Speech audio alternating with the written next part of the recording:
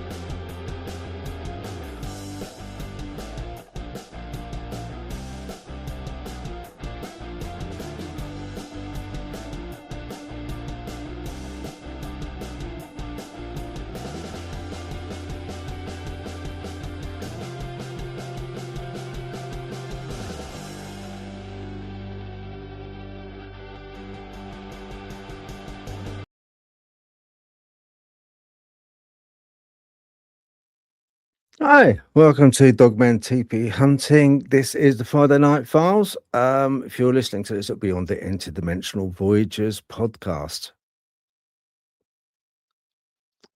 Can't really forget about that. Not the length of that title, anyway. Anyway, hope you're doing well. Happy Friday to everybody. It's the weekend. Yeah, it's the weekend.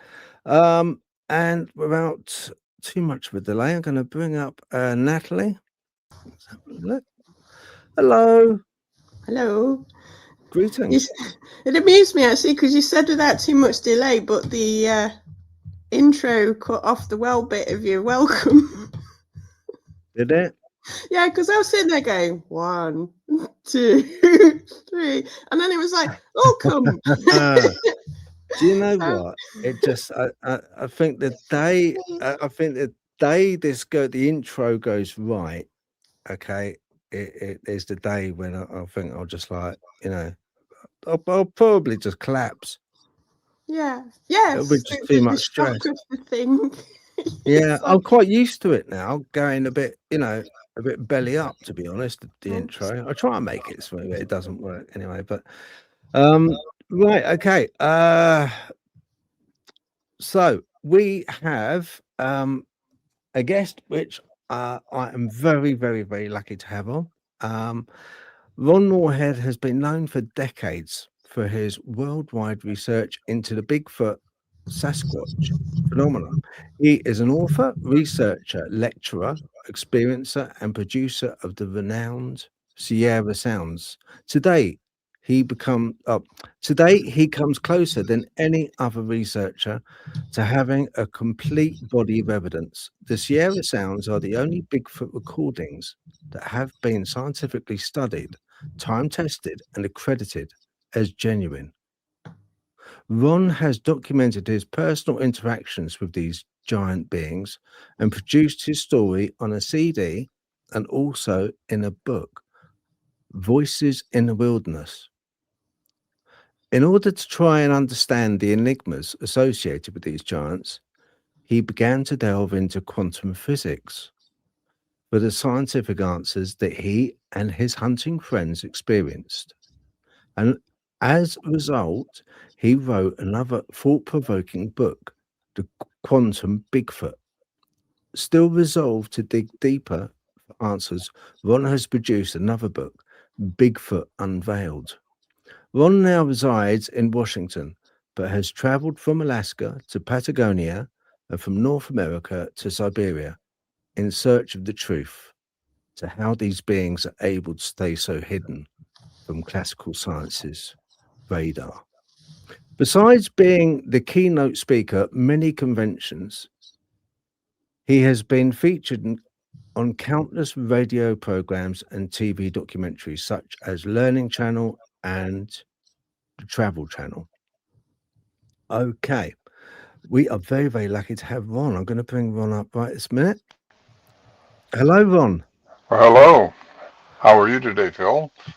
Yeah, pretty good, pretty good. It's all to be honest, Ron. It was all a bit stressed, mate. At the end, it was all a bit stressed. I was like, oh, however much I try and think, just gonna calm her down, relax. It'll all chill. Yeah. Joe will go fine. And then I got a message from Natalie saying, I'm coming on in 5 minutes. And then, Oh. I'm here. I'm here. Well, I should have chimed in sooner. I guess I have to do this through my cell phone, but I was trying to do it on my PC, or my laptop, which is new, and haven't got everything formatted yet. So anyway, I'm here with you today. I'm glad to be here. Thank you. Brilliant. No, From across the pond. Yeah.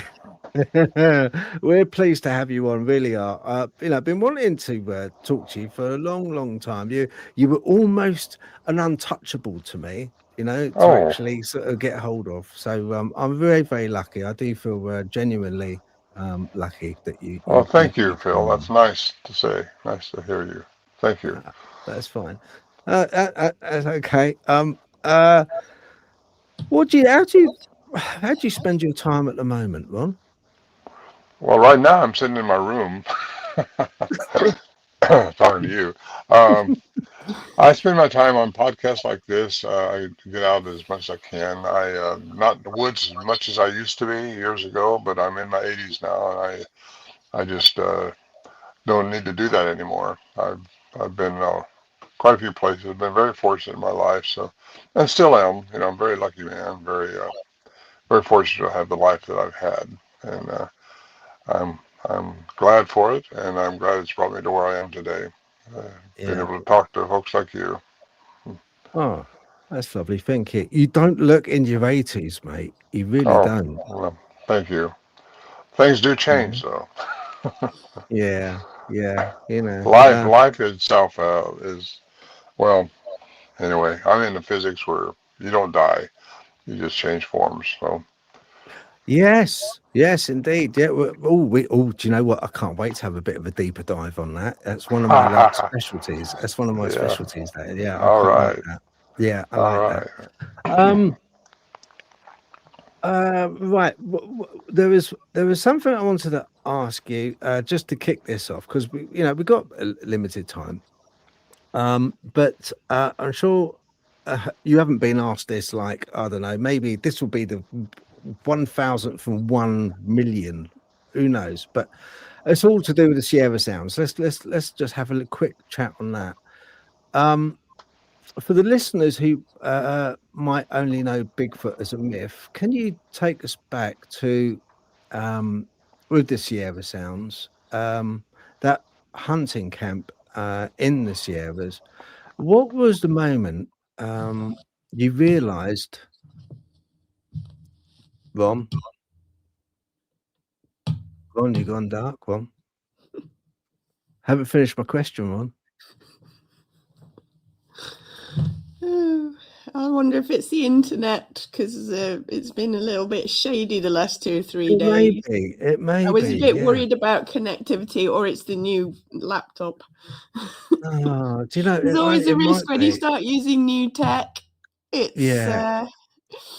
gone off at the moment, but I'm sure he'll come back on. Back. I'm sure he'll come back on. Yeah, because I was a bit worried about that, because my internet's been in and out for a couple of days, and I was thinking, it's been really slow. I get phone calls.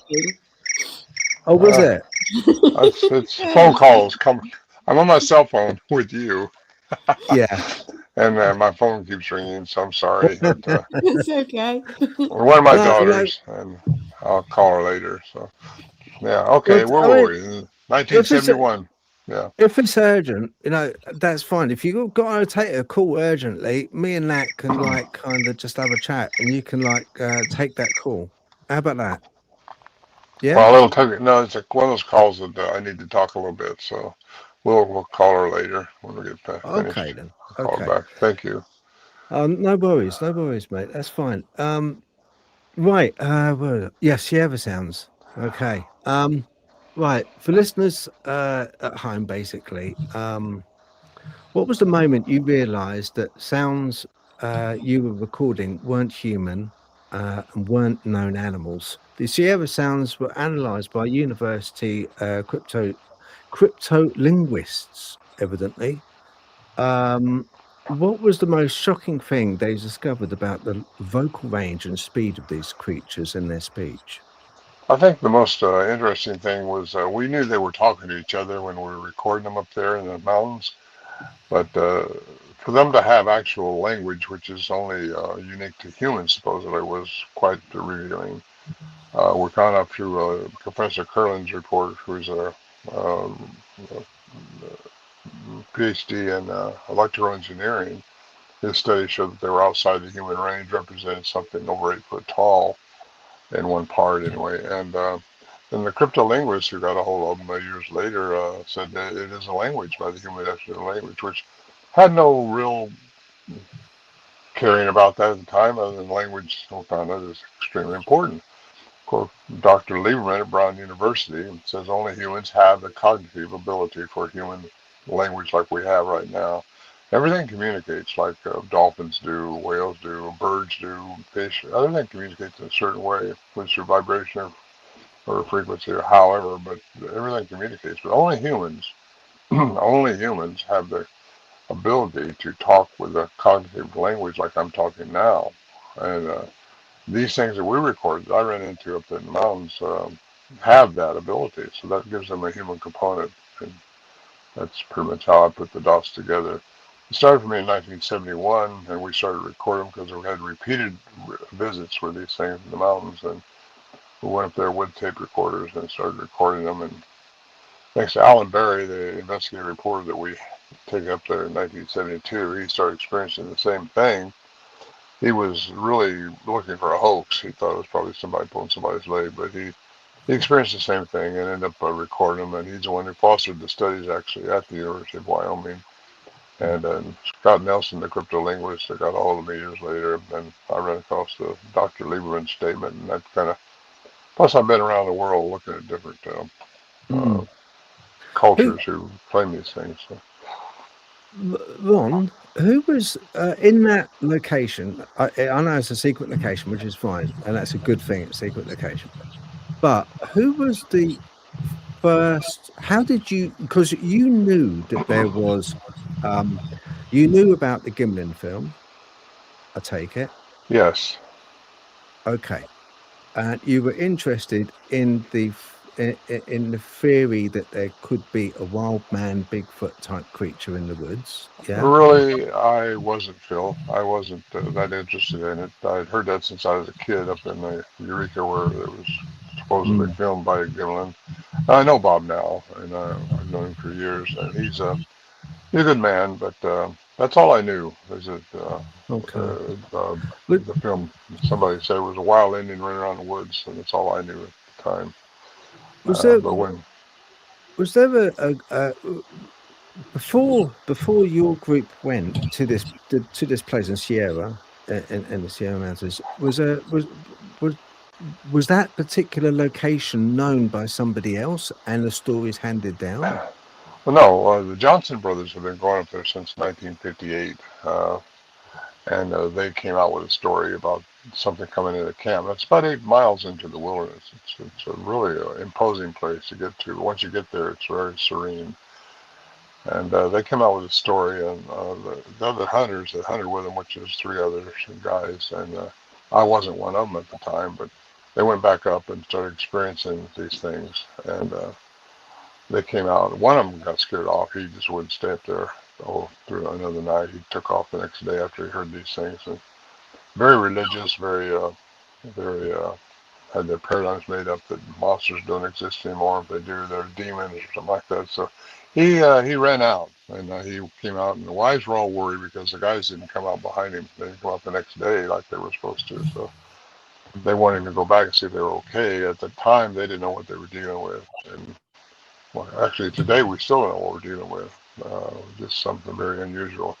But they came out. He came out and said what the Johnson brothers saying is true. There's something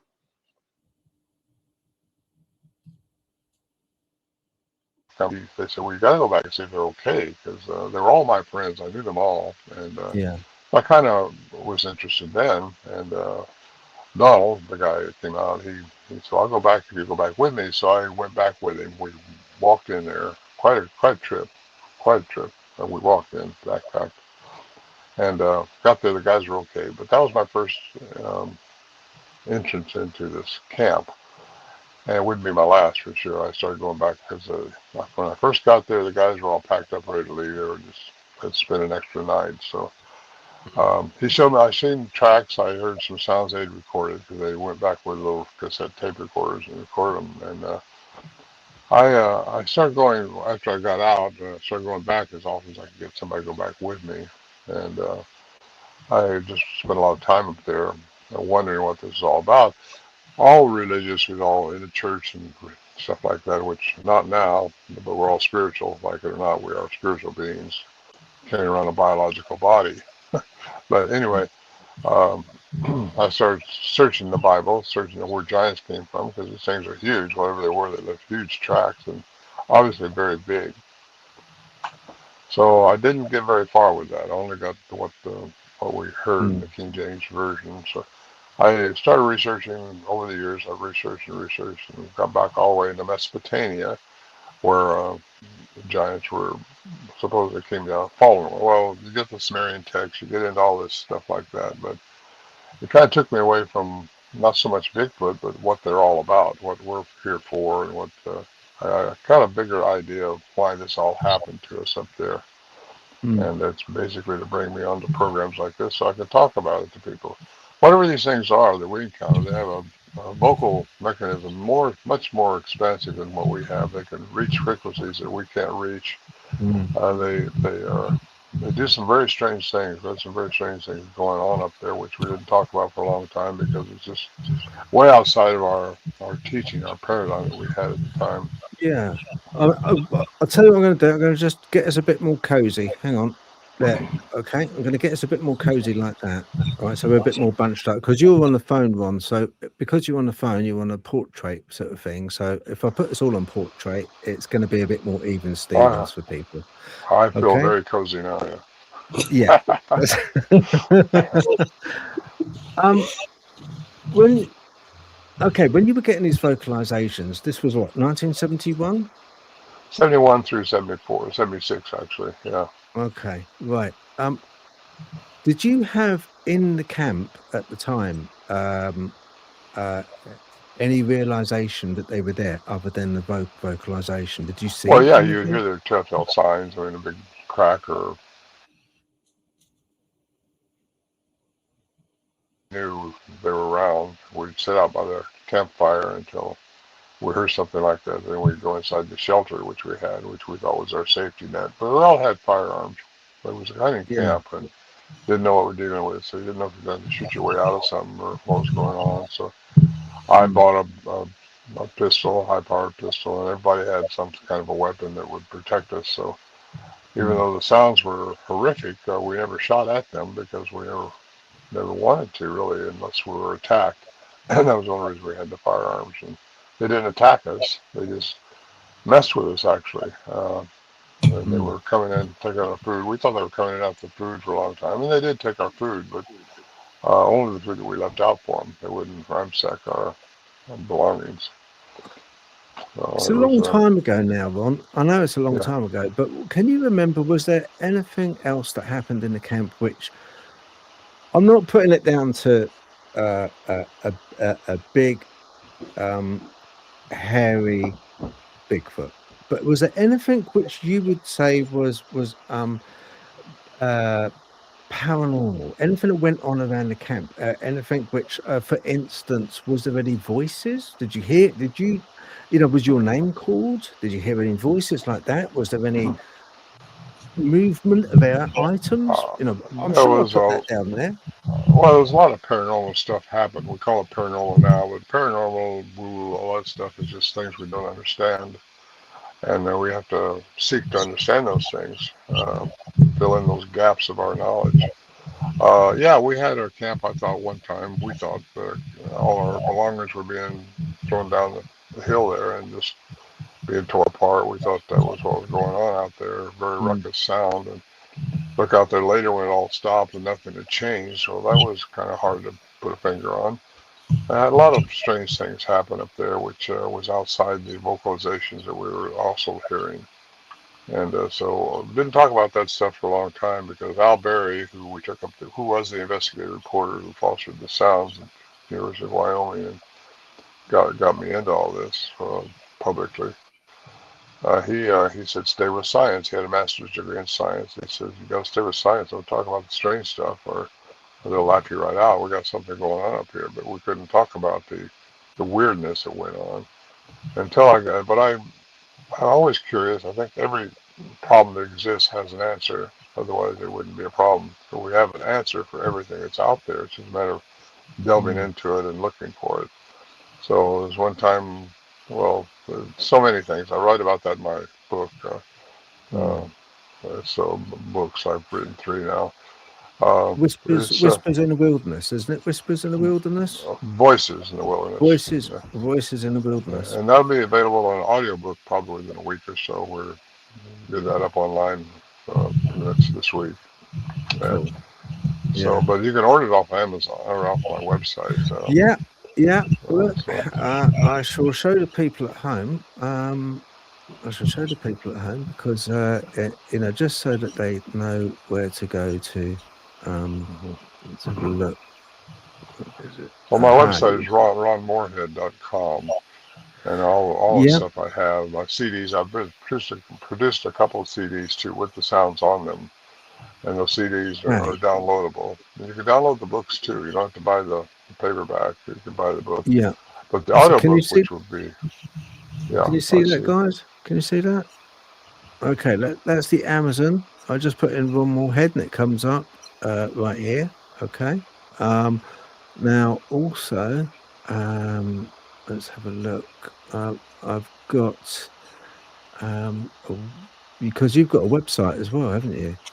Yeah, that book is my chronicle.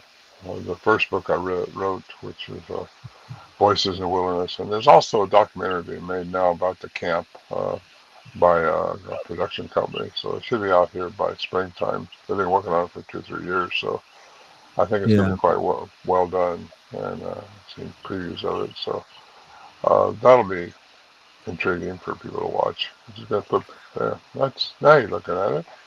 Yeah, that's a picture of me. Yeah, same hat. Yeah. No, that's good. Actually, it looks better in black and white, to be honest, Ron. Oh. It's got more. It's got more sort of like that sepia look. It's got more kind of, you got that film style look there. Oh well, thank you. That was actually done in a filming I did years ago. A few years was ago. It? Yeah, they was trying to do well, I've had several production companies after me to go around the world with this stuff, and that was one of them. But I chose not to do it really, just because I don't need to do that. I think the ultimate openness of this should be talked about in forms like this. So, Ron, what's this Fast Talk and Child's Play? If I play it, what is that? Is that the Sarah? Well, yeah, just a couple of little samples I got of the sounds that were recorded. One of them is just chatter. I got a lot of those. Sure. I mean, I'll play it. You can. I should have said so.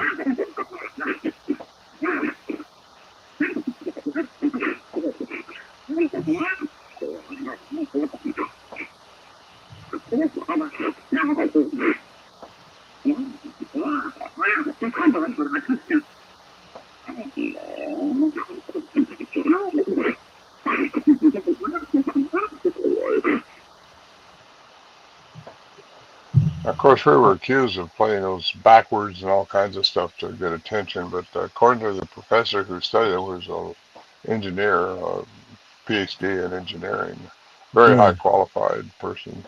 They were not manufactured to play backwards or forward or anything like that, not speeded up. These things just talk very rapidly, and which tells me to have a much larger brain than. I was going to play it again. Just really, I was going to play. It's only 27 seconds. I was going to play it again if you don't mind. Sure.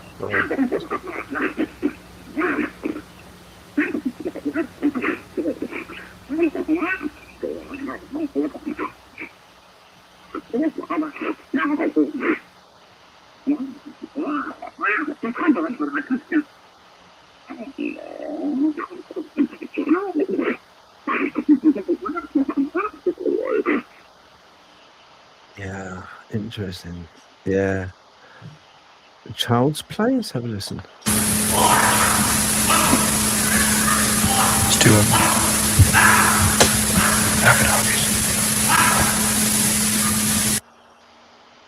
That was made 2 years later, same camp, when I was interacting with them, when we felt safe. I did anyway. And just me and another guy was in camp, and we got there. We knew they were there when we got there. Actually, they were around us when we took off with the horses and mules earlier. Discovered all this later on and put it all together. But yeah, it was quite easy. That's not. I saw one for the first time but I saw one went by. Called the Samurai Cry. There's a little one and a mother, we think, right there. And the big one that was behind me was the male, and he was going down to them when I saw him whipping through the woods there.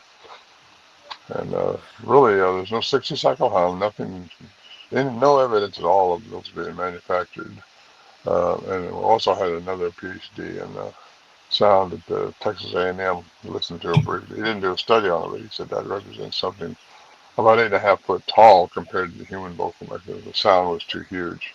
Also, I.E. Tybal Institute in New York City, where Al took the first time. They listened to him, but again, they didn't do a study. It cost too much money.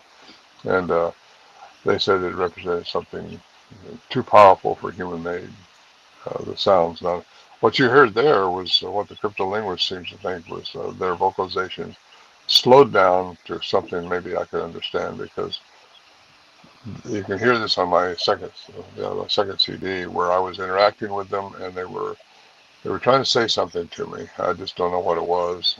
To this day, I don't. The cryptolinguist can say it's a language, but he can't tell you what they were saying.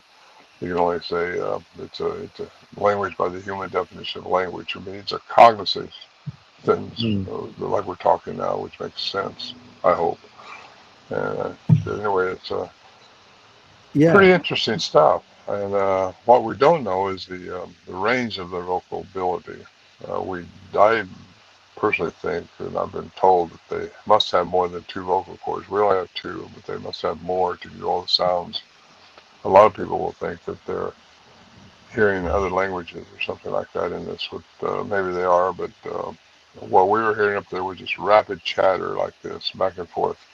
And it was really kind of exciting, to be honest with you. And the 1974, when I recorded that one, that big little one you just heard, that was when, I believe there were 3. The big one, the Samurai Cry Out, which everybody calls it Samurai Chatter now, but that was a different type of sound that we had earlier in the 71, 72, because I think the sounds we had in 71, 72 were intimidating. They were trying to drive us out, I think. That's just our opinion, because they were so, but I think the males do that.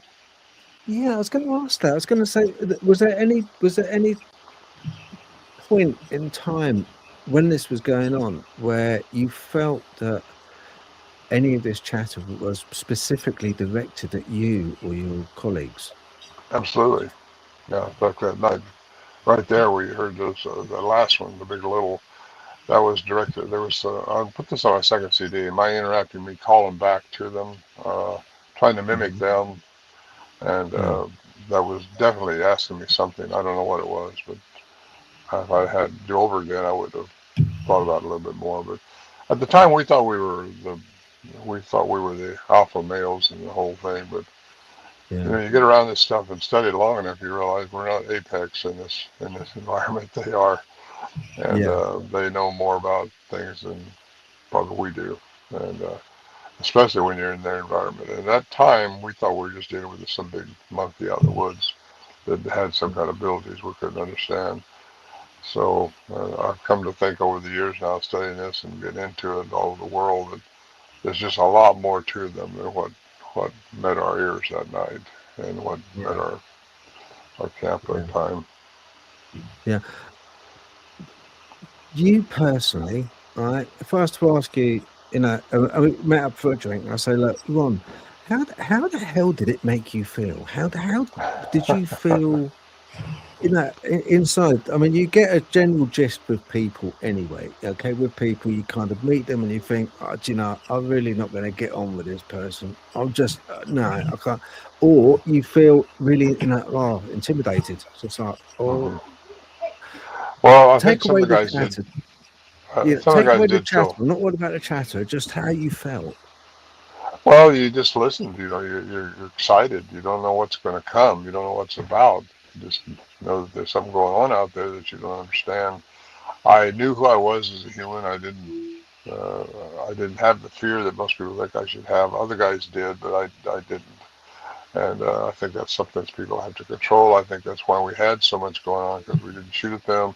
We became unfearful after a while because we realized they were not going to eat us. They were not coming in after us, even though they could have gotten through those shelter walls, I think, pretty easily. So we just all got comfortable with it, and a little complacent actually, but hopefully that they would come in, because they didn't come in every time, but they come in a lot of the times during the early 70s and deal with us. And it's just exciting. Oh, And must have been. And that's the thing. That's what I get when I listen to it. And I've listened to it. I've listened to it a lot. And what gets me is not much the vocalization and the pitch. I mean, that's incredible. That they can reach. I mean, the deep.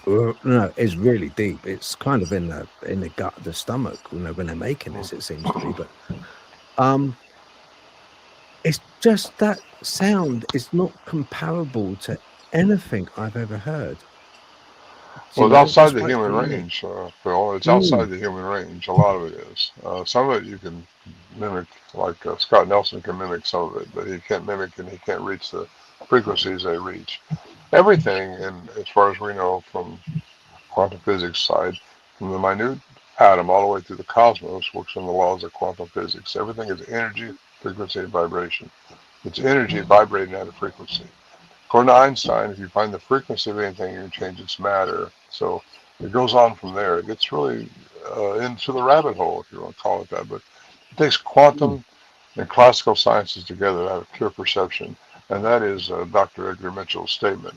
And he's one of our astronauts, who went into space. He believed in quantum science, because quantum science is a reality. It's not like something you can believe or not believe. It's there. It's accepted worldwide. It's just somebody don't understand it. Everybody puts over here in the woo-woo factor. It's only in the micro world. Well, that's bullshit. It just there's more to it. There's more going on than what meets our third density Oh environment that we yeah, for live in. sure. I mean, it was about a consciousness and what we actually see. I mean, there's Edward B. Titchener that understood consciousness in three forms: sensation, images, and affective states. Which kind of it is, they're completely right. When you think about it, sensation, yes. Do you feel something? Images, yes, you see it. And affective states. That's the thing. That's the part that really we've got to knuckle down and get to, the affective states part. Einstein said if these things, because what gets me and what gets a lot of people is 1 minute you see them, next minute they morph out or they disappear and they just go boom, poof. No, there's people out there which say that they they make the popping sound, that banging sound, like that sound. Some people say that it's because they open a doorway sometimes in the tree and they disappear because it's a big hulking creature, and it disappears in the tree and you think, hang on a minute, 4-foot chest, and it just goes behind the tree and just you don't see it again. How can that be? Okay, let me explain that to you. Mm, At least what quantum science says about it. In 1933, Dr. Paul Dirac got the Nobel Prize for antimatter, and that's the direct exchange between matter and energy. Because again, Einstein said you find the frequency of anything, you can change its matter. Somehow I believe they know how to find the frequency to change their matter into energy. They can go into a tree, like the naval lore says they've seen them in trees. They're spirit beings, live in two worlds. Well, it goes right on, and I've had several people say they saw them disappear into trees. So, well, that, to your classical mind, who's all set, by the way, our paradigms are set within our brain work here. That doesn't make any sense because we can't do that, or can we? Can we do that if we were who we're supposed to be, who we're designed to remember to be? We're just not everything we were designed to be as we are right now. We're biological beings living in third density environment. These things can go in and out of that environment because of they can find the frequency to do that. And that would also cause their trackways to stop, which I've had a lot of reports of. For a lot of time, a lot of investigators would say, well, it's a hoax because the trackway just can't stop. Something had to keep going. Well, no. If you can change your matter into energy, your density wouldn't be there anymore. You wouldn't leave a trackway. And that's happened to me up there. And my daughter, we saw that stuff. And that gets you thinking a little bit. Well, what's there to that? There has to be an answer. And the answer, I believe, is the antimatter of Paul Dirac's. By the way, that was established firmly by CERN in Switzerland in 2012 when the Hadron Collider set a particle off and it turned into energy. You can sense energy, detect energy, but you can't see energy, at least in our parameters of light frequency, which we have, which is 430 to 770 terahertz. That's the light's frequency. Everything is frequency. Everything. You find the frequency, but we don't see all frequencies. Everything is, so many things out there. There's so many things around us right now. If you could see them, it'd probably frighten you because it's just there, but you don't see them. Sometimes you can feel those things through your senses, which we have yet to evolve totally. But that's what we're supposed to do. We're supposed to realize who we are as humans, because I think we're very special as humans. I think these things are very special. They've probably been here longer than Homo sapiens. And they're not all the same. I got to say that. From my experience and from my worldwide research, they're just not all made the same. If you can believe there was a Neanderthal, which we do, there's a Cro-Magnon, which there was, Bushman Hottentot, which there was, the Denisovans, which there was. But all those records are out there. But there's also been an innumerable amount, probably, of aliens that visited this planet. If you take those aliens and they've all manipulated the genome of different species, well, that's what causes some of these things to be different. And what's their agenda? What are they for? Well, all those things, if you get right back into Mesopotamia, the Anunnaki, and what happened, which, by the way, fits with the first few chapters of Genesis in our Bible, but it's several hundred thousands of years. It's not just 6 days. But those stories all came from the Mesopotamia tablets, which have been deciphered now. They found them, and they have started translating those Sumerian records. Because it was 2012, I think, when they found the God particle, the boson. Yes, that's what I mentioned. And interestingly, if I remember rightly, I think it was around about that time that they what was it now? They thought they shut the whole of the CERN down, and it was like all of a sudden just shut it down completely because somebody had said that they'd found what was it now? I believe it was antimatter, and then they shut the whole thing down and they said no it wasn't, but then they did confirm they found the boson particle, which flows around everything. It basically gives form to matter. It holds it all together. It's like an ocean. You can't see it, but it's like an ocean running all the way around the room, around you, around me, everywhere. It's kind of holds it all together. The God particle intro. But yeah, I think with Einstein, E equals mc squared. Energy at mass. Energy creates mass at velocity, and I think velocity has got a lot to do because these things shift. what we see them, they shift. Yeah, it's time light, which is C of the MC squared. Yeah, you're right. Yes, you're on it. You've done your homework. Yeah, they really do. I do think that there is a thing of, kind of, I've often thought, well, when I've been out, because why is it that we go out, Ron, into the woods, and we go out into the forest, and it's always there that we tend to see enigmas like UFOs, like Bigfoot, like Dogman. It's never in Walmart. It's never in kind of a parking lot normally. It's never somewhere where it's going to be kind of busy. It's always in high carbon dense areas that we see these entities. And I think that has something to do with why we see them. I think we often see them in forests and in woods because of the very fact of them being woods and forests. Personally, I think. I don't think they want the human exploitation, first of all. They're not supposed to interfere with our karma, what we're supposed to react to, because that's all life's about, is reacting to what we're coming faced with every day. And reacting to those things is very important to raise our personal density, to raise our personal vibrational frequency up higher. That's how we get out of third density, is to raise our frequency. Because we're all frequency, energy, vibrating. So once you understand that part, you understand how important it is to react to all your circumstances in a positive way with love and compassion. And once we learn to do that, we're raising our personal and be happy about things. This is the thing. Everything. This world doesn't work against you; it works for you. You just learn how to react to it. And no matter what happens to you, you should be thankful for it, because it's a challenge for you to learn how to react to that in a positive way. If you don't learn it now, you're going to learn it sooner or later.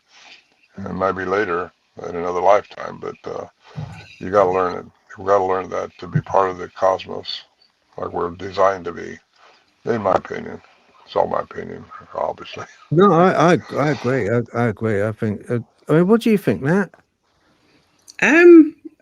Sorry, I'm just processing the idea. The idea of you were saying about forests. Well, the trees and that have electromagnetic frequencies, so it might possibly be easier for them to change their frequency within a forest because of the electrical fields of the plants around them. And it's and I was also thinking, interesting as well, is like we can access other dimensions by changing consciousness, but maybe they can alter their consciousness, which alters their physical frequency as well. So instead of just flipping the consciousness from one plane to another, they're actually somehow changing their entire being, if that makes sense. So they're sort of manifesting and demanifesting into the 3D reality. And like you said, because it's a skill potentially that they have, but I'm thinking like we can do that, but only like from a consciousness point of view rather than a physical point of view. So we've obviously got a disconnect there somewhere. So it's like if they can alter their consciousness, which also alters their frequency and their physical form, they're flipping their bodies in and out, whereas we can't do that with our bodies, but we can do that with our minds to some degree.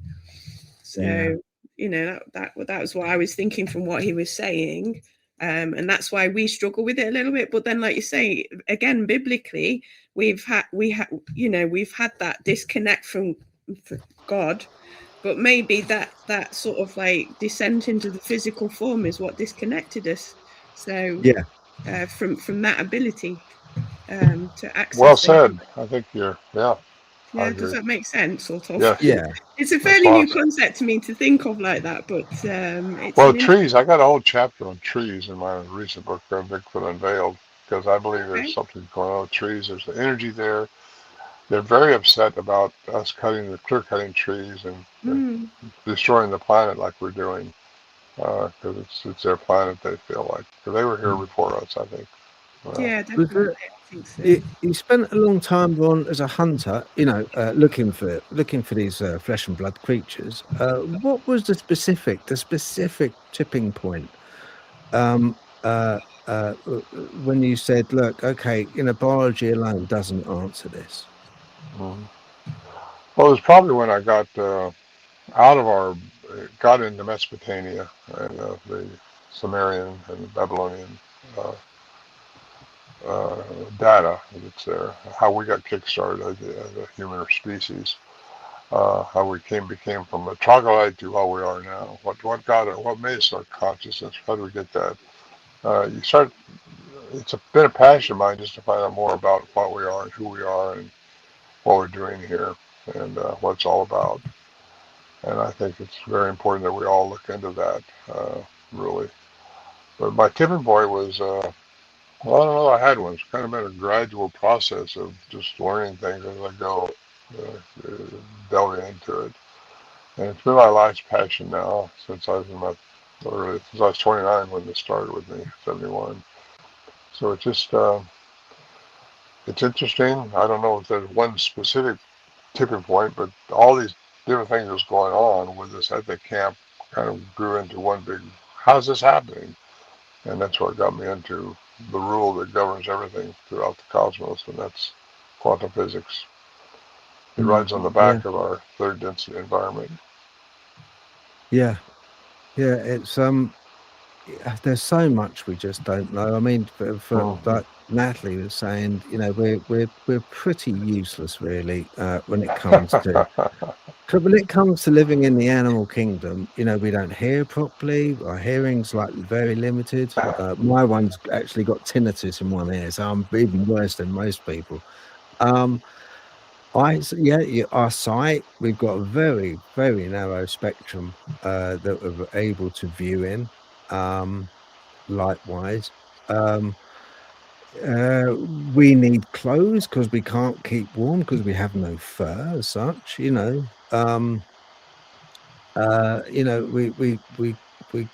giving birth is very awkward for us. It's kind of just, I don't know. We're very low. We're different. Granted, we are. You are quite right. We're different. I think we're different because we have an ability to question, which animals don't. We have that ability to question our own reality and our own consciousness. And I think animals don't do that. They have souls, I believe. Animals do have souls, and that's the truth. But I think the ability to question ourselves is something which is absolutely unique in the animal kingdom. I think that's one thing which does set us apart. That and the ability to love is another. Right. All animals seem to, oh, excuse me, I get these people keep trying to, animals adapt to their environment. We don't. We have to create an environment to adapt to us. And that's a big difference. That's what you're talking about right now, I think. We have these thoughts that go in where we have to have this, we have to have a car, we have to have a house, we have to have this and we change the environment to meet with us. We're the only animal on this planet, I think, that does that. Although all the other animals adapt to the environment and evolve to the environment. So it's kind of interesting to look at that stuff, how different we are. Our olfactory sense, we don't smell like a bear. A bear can smell 20 times better than we can smell. Our olfactory sense is just not what a bear's is, or a dog's, as that goes. And like I say, everything's frequency. So again, what's the frequency of that? What's the frequency of this? And find the frequency of anything, and you can change its matter. And that's a big deal for us to discover what we really have as our ability. And I think that's where our consciousness comes in. We have to understand how it is, how we're supposed to become one with this consciousness that we're all part of. We all think we're separate from that, and we think we are, but we're not. We're all part of this one consciousness, one creation, and that's how I think anyway. And once we learn who we are as a human species and how we can reconnect to that oneness that we're all supposed to be, I think we're all going to be much better off. We kind of proved that, really, haven't we? Because there's been instances where I've cited this sort of account or these accounts in the past, but where patients who suffer from who've suffered coma or had been induced into a coma have very often woken up knowing, and they're basically brain dead from the point of view of electrical activity in their synapses. There's nothing. There's nothing there. Their bodies are alive, but no, very, very, very little activity in their head. And they've woken up and they've turned around to the nurse and said, "Nurse, thank you so much for coming in and holding my hand. Thank you for telling me those kind words." Or a relative, they've noticed a relative come in and kiss the forehead while they're being in a coma. And I think that's where we have a brain, but also the consciousness that you're talking about, Ron, quite rightly so, is external. I think is an external consciousness. Well, it's an external entity that's inside of each of us, though. We have that ethereal part within us, I think, and that's why it can't die. Only our biological body dies, and that's what changes form is who you really are. Who we really are is inside of you. You know, it's who you see me, it's who I see you. You, it's all well. Our brain is so conditioned from the time of birth to believe this and not believe that. But if we don't get in coherence with our heart, which I believe is connected to the pineal gland, which is a direct connection, you get that gut feeling that you should do this or you should do that. That that thought goes to your brain, but our brain overrides it with what it knows, what's been taught, and it might tell us to go over there when the heart says go over there. And that's the ethereal part of you, which I think puts out more energy. Or not, I think it's a fact that your heart puts out the energy, much more energy than your brain. Your brain takes care of your body functions, and it only knows what's been taught, like AI in biological form. Yeah, that's it. Yeah, I mean, that's another thing, isn't it, with AI and everyone's. I'm not that worried about AI personally. I think so long as we're able still to pull the plug, I think we'll be okay. And I think AI is very useful from the point of view of in the medical situations. It's bang on, bang on. It can cut waiting lists and it can come up with diagnosis because it's able to, structure together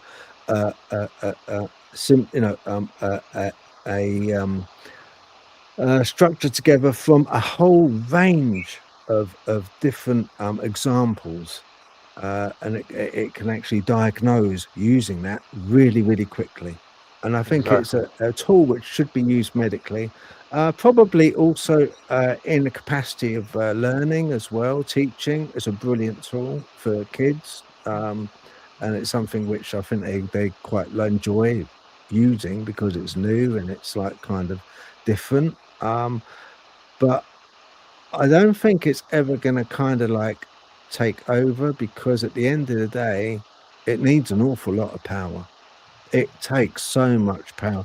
When people talk about quantum computers, they've got no idea how much power it needs. It basically for the D-Wave 2 computer that Google and NASA jointly own.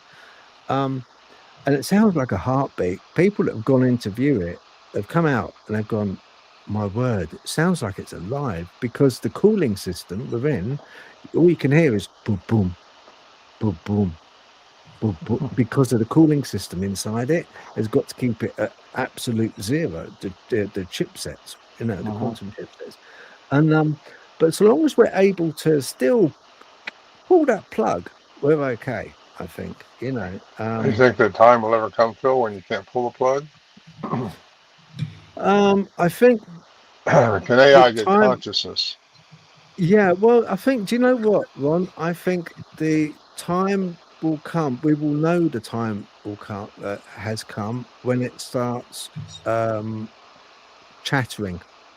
When it starts chattering like Sasquatch does, and we don't understand it, then we really have to pull the plug, because when these computers start talking to each other and they're able to mask what they say because they've come up with some kind of Esperanto language of their own, that's when we ought to worry. And that's when we ought to really pull the plug. Up to that point, it's a good tool. And it's probably Um, too late to pull the plug then. If they get consciousness, they won't. I think I yeah. refer to it as the wolf in sheep's clothing because Mm, everybody's going to be dependent on it. We're dependent on it now so much, just the technology we're using right now, and it's just expanding so rapidly. I think it's going to be out of control, and if you don't understand that, you won't know what to do about it. Because I think we will have robotics for, or we already do, for all the way from self-driving cars to something that can help you around the house. And those things are going to know everything that we know and more, a lot faster too than we react to. But when they learn to create the biological body that they're in, I just think it's going to get, well, if you want to call it worse, it's going to just, mm, they're going yeah. to, if they get consciousness like we have and understand who we are, they won't need this species any longer. But you know the difference. If you know the difference, you'll have control over that yourself. And Mm. it's just it's I just how think I see things going. Uh, you're right. You're right. And and once again, it's like the age-old problem.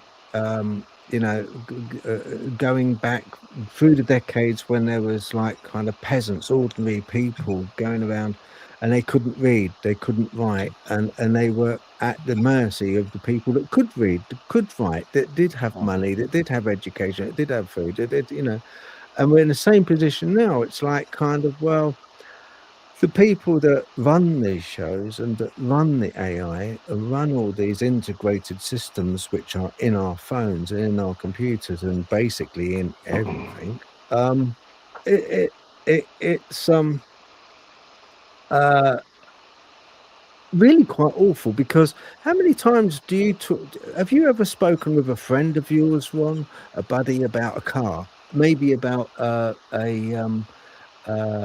your next podcast, about anything at all, and then your phone's popped up with an advert saying, just advertising or promoting something that you were just talking about?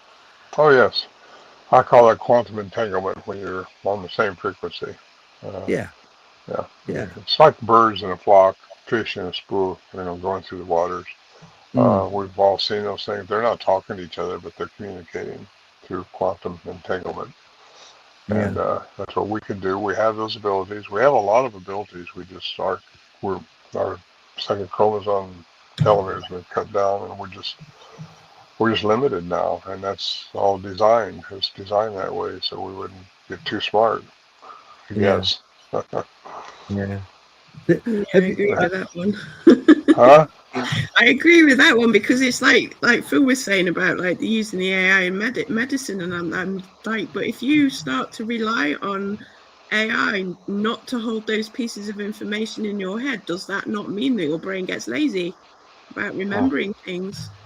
It's like, so then you don't have those memories and those facts and things in your head, so you can't put it together for yourself. So it makes you lazy, and it makes oh, your brain lazy. And I think that's going to make us stupid ultimately, well, because yeah. right now we're having to remember, because I do what an AI does. My brain just holds loads of pieces of information, and then it just chunks and shorts it into a pattern. And it's like, once it sees a pattern, I'm like, yeah, that's okay, that makes sense now. And it's like, but if I have an AI doing that for me, my brain's going to stop doing that because it'll get lazy. And Hmm. it's like and like you say, the more disconnected we get from who we are, the lazier our senses get because we're not using them. So Exactly. it does make you wonder how much of it, like you say, some of it seems to be deliberate to make us lazy so that we're not aware. Well, I think Um, so. Yeah. yeah, And I think yeah, it's important to balance ourselves, with the chakras of meditation. I think that's very important to make your system balanced, and that will open you up to understanding, I think, a little bit more. We just have to know who we are as humans, yeah, and what's happened to us in the past, and what has changed our genome, and what reason they have. Uh, it all relates right back into the Anunnaki, I think, and the Mm. the skinny beings from the sky, the powerful ones from the sky, which falls right into the watchers in biblical terms. And I'm not religious now. I think I was at one time, but I studied the biblical things quite a bit as a younger man. And I think now I try to reach more into spirituality, which we all are. That's the ethereal part of our being, which cannot die according to physics. We just change forms. And so that part of us has to learn with love and compassion through all our experiences. And I just think that's very, very important. Of course, all to raise our density. Yeah, because that's bigger than living even, isn't it? That kind of energy, because like you say, it's always there. So when you change form, what we do in this day-to-day life isn't, if we're not connected to that, when we leave this day-to-day life, we're not so connected to that energy.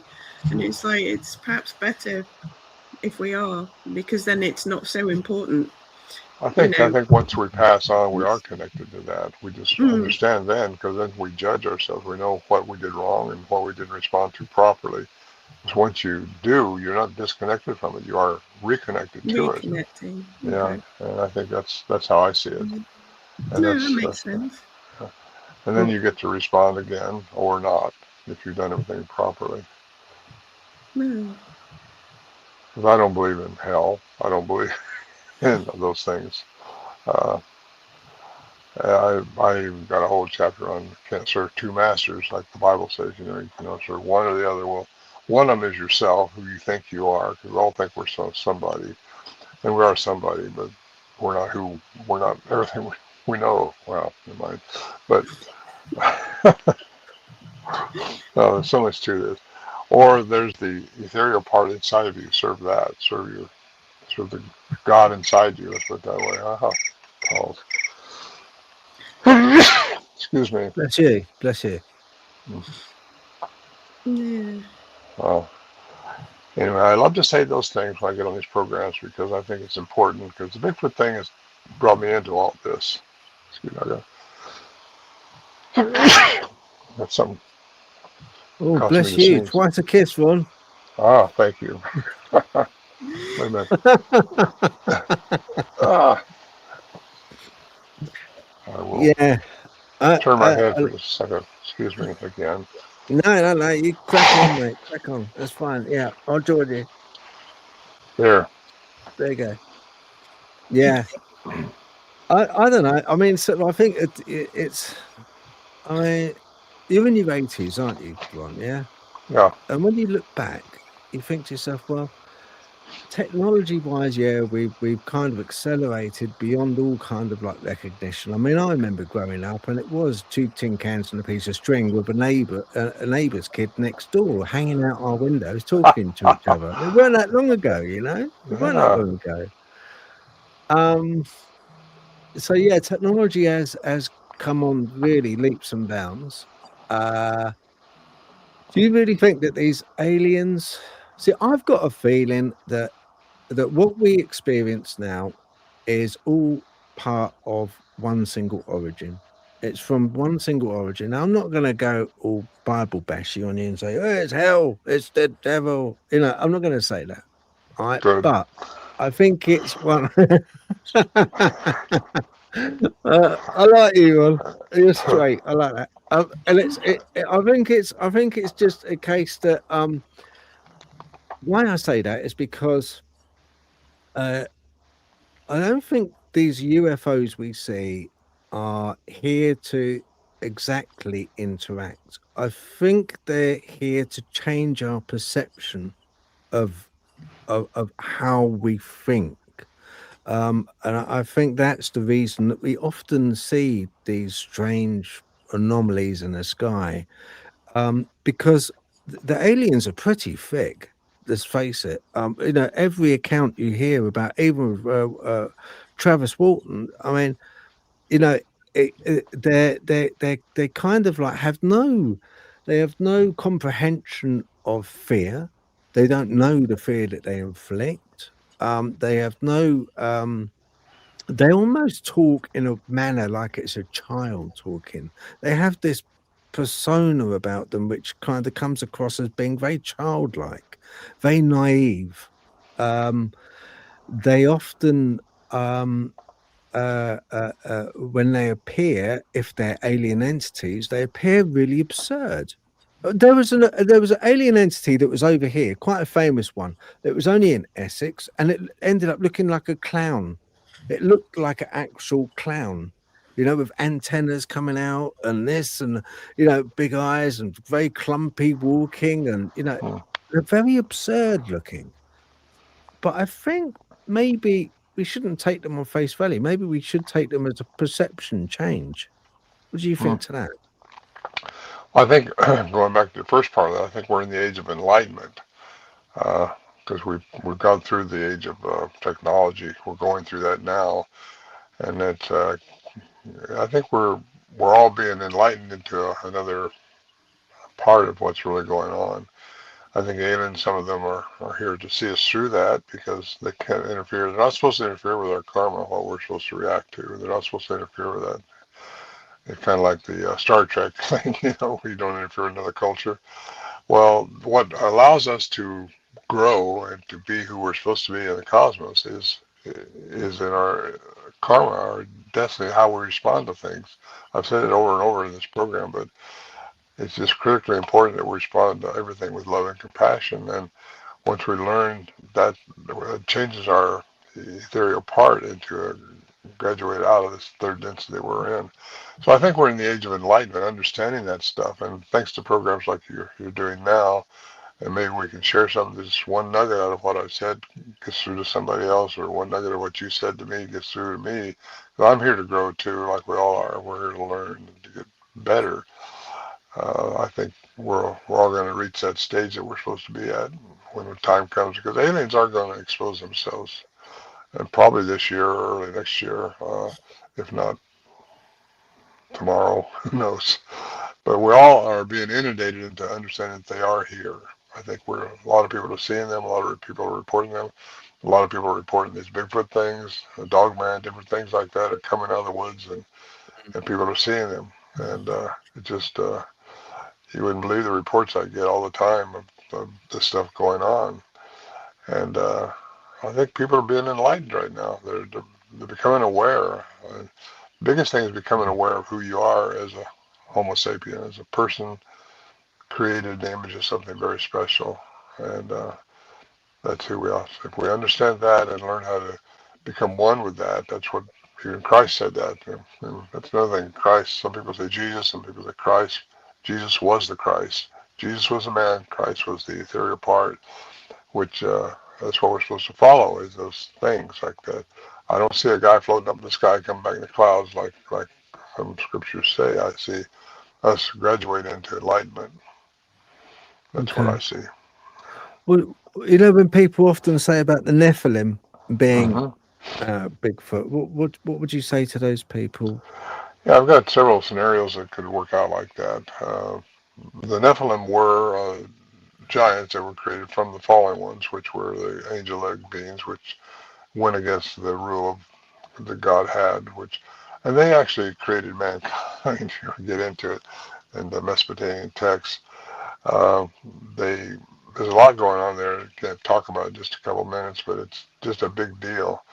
And I think you got the Sarah's womb, when she had a hairy one inside with twins she had, and you got the um, land of Canaan where the giants were. You got a lot of history of giants all over, not just the Bible, but all over.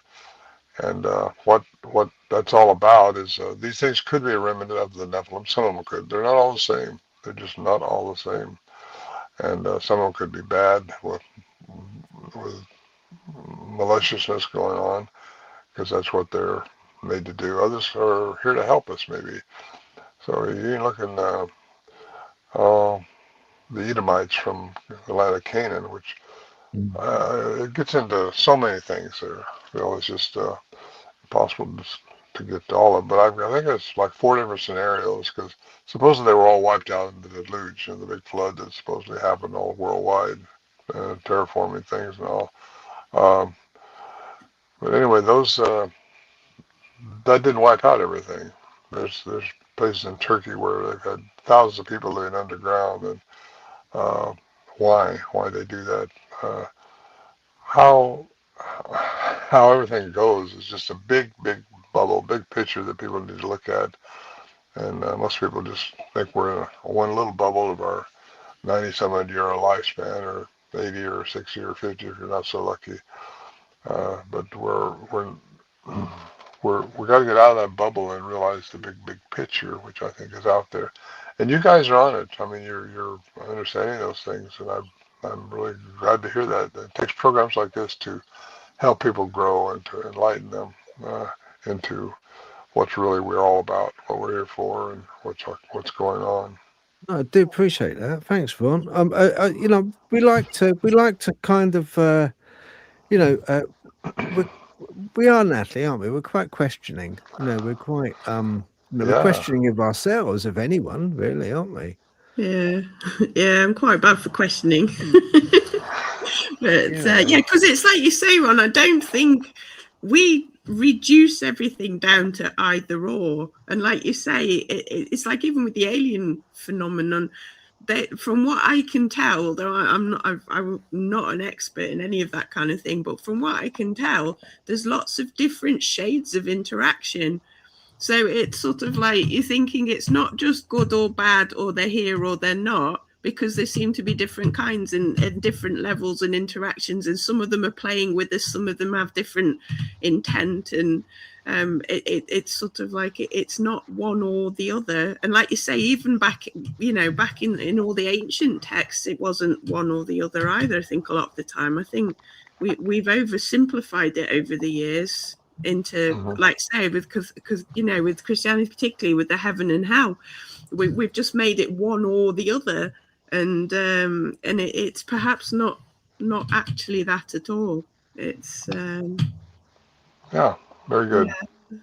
yeah, it's a lot broader perhaps, or Yes, grounded it's in a something else. much bigger picture than what people want to look at. I think so. Yeah, I agree with you there totally. Just to go back before, just to change the subject before I forget, because I'm a horse person. I was going to ask you, you know, back when you were up at the camp with the in Sierra, how did the horses react to You know, the the horses were, messages? yeah, that's a good question. No, the horses were just perfectly still. They didn't paw around like it did when a bear would come around. They would just be like they were frozen. And I'm not sure if these things could put off the frequency to cause that, what it was, but they just stand at attention, looking towards where the sounds were coming from. And Okay. that's the way it was. Um, they would paw and raise cane when a bear came around, though. There's a lot of bear up there, too. So. Yeah, so they're not sort of reacting fearfully, but they are reacting as in we're not quite sure what this is and we don't quite know how to deal with it, but it's not a threat type thing. I would say that, yeah. Yeah, It wasn't threatening, or they would have been raising cane. They yeah, were all that's what tethered. made me wonder. Yeah, because I found the sounds quite frightening when I first heard them. I was like, they just make me, I don't know, perhaps it's the level I'm on, I don't know, but they do strike some unease, I think, perhaps more than fear. And I just wondered, like, because I spend so much of my time around horses, I wondered whether the horses reacted in a similar manner or not. But that's quite interesting that they were sort of like more sort of focused on them rather than reacting to them in a way. They've been startled on the trail a couple times, but Yeah. not in camp, unless there's a bear around. I know in '74 when these things, I believe they watched us pack our mules and pack our horses before we took off from the trail, which was an 8-mile trek.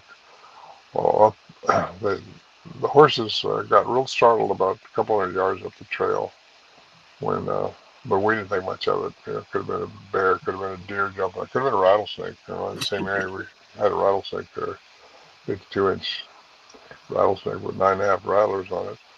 I got a hat band made out of that snake, by the way. But you know, farther on up the trail, maybe another mile or so, I ran across. I was the lead horse. I always look on the trail what's happening if anybody else has been on the trail. Because we're going to trail about halfway in there. Then after that, you got to be on your own. But I saw its track perpendicular to the trail and Bigfoot track, 5 toes. I snapped a picture of it and wiped it out because whatever was up there, we figured, well, maybe that's what startled the horses down below. I don't know, but once we got to camp, they were already at camp.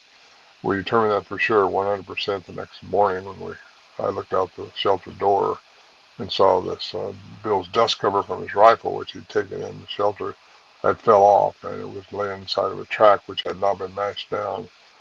So that means the track was there before we went into the shelter, which means they were there before we got there. And there was also some alder brush up on the roof of the shelter, which had been twisted off from the spring, a big around, probably two inches around, and 2 inches across. I mean, which took an opposable thumb to do that. Those were twisted off and put up on the shelter. We think as a sign or gift or something, because earlier that year we had resurfaced the shelter, the roof. And we do that, put fresh plastic up there and cover it with alder brush. But we cut it off with a machete over the spring and lay it up there. So those were all dried by the time we got there this time in 74, except for those 2 fresh ones that were up there. And those had to be done before we got there. And it no sooner got it started getting dark up there when we started hearing wood popping and rocks cracking together and rhythmically things going on. But Bill and I both learned just be still when that stuff happens. Don't jump around, start shining your flashlight, trying to look at something. Just be still.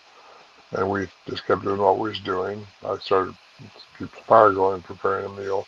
Bill was messing with the supplies from the horses and mules, and they came in closer. Because you just ignore them, they will come in closer. And that's what was happening to us that night. They came in closer. And that's when we both got glimpses of them that night. Very exciting time. When you were up there, Ron, did you see any structures? Was there any X's, the big X's in the trees, or teepee structures, or? We didn't look for those. You find what you look for. We didn't look for those. We weren't interested in those. We didn't think about something like that. No structures that we know of. No teepee-like thing. We'd have noticed that, but didn't notice anything like that. Didn't need to. Whatever these things were, they were letting us know they were there in another way. No other hunters were around, so those blinds like that, those structures, you don't know if a Boy Scout team made them or another hunter made them or a Bigfoot made them. I know a lot of people claim that Bigfoot makes them. Well, maybe they do, but like my friend Peter Burns used to say, if you don't see what made it, you don't know what made it. And that's the good thing about the sounds I made in the Night of the Samurai Cry. I got to see what made the sound, and that's pretty cool. Did you ever, in 1974, you actually saw one, didn't you? Yes, that's the night. What, Well, it was the one that made the samurai cry behind me. I was recording at the time. I got my tape recorder when it all started off out of my saddlebag and started recording. And I got this big cry from the male up from my 2 o'clock position, wherever that is. And he running down through the trees to the spring, to the creek, where we believe an adolescent and a mother was down there chattering. And I was recording them mostly. They were, the mother, I think, was asking me questions. The male, I think, was disturbed because they were getting a little too bold. The young one was mouthing off. That's a little one that you played earlier. He was making some sounds. I think the young ones are curious. They're getting bold. And he went down there to quiet them down. And I think that's what the males do. They're protective about that stuff. And the fact that falls right into an episode that Sasquatch Chronicles did on episode 515. They interviewed a lady from the UK, actually, a linguist, and I interviewed her myself, and she was telling me about the sighting she had when she was over here on business, and she got off early and went over to take a picture of the sunset on the Monterey Beach, and she's sitting up on the rocks waiting for the sun to go down when she's seeing these creatures walk by on the beach. 2 adolescents, 2 females, and 1 male. The male went out in the water, started pulling out seaweed and throwing it back to the females. And didn't know what they were doing because she didn't Bigfoot was not on her radar at all. She had no idea something like that existed. And she thought, I gotta get a picture of this. No one's gonna believe this. So she pulls off her desk cover, dropped it, and the Bigfoot heard it, the male, and he screamed at her and started coming out of the water towards her. And the female stopped him, and she thinks that's when she fainted. She didn't know what would have happened to her, but she felt like her life was in danger at that time, she thought.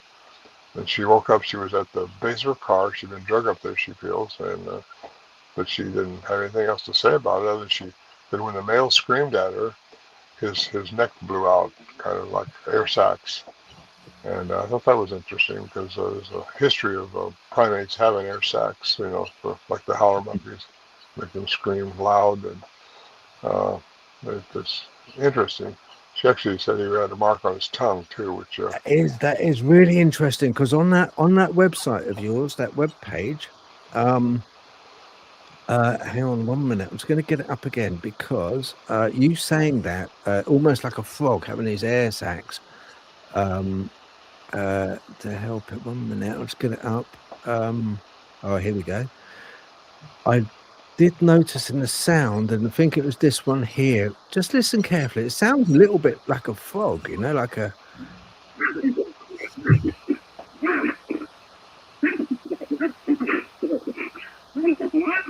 Comes up towards the end.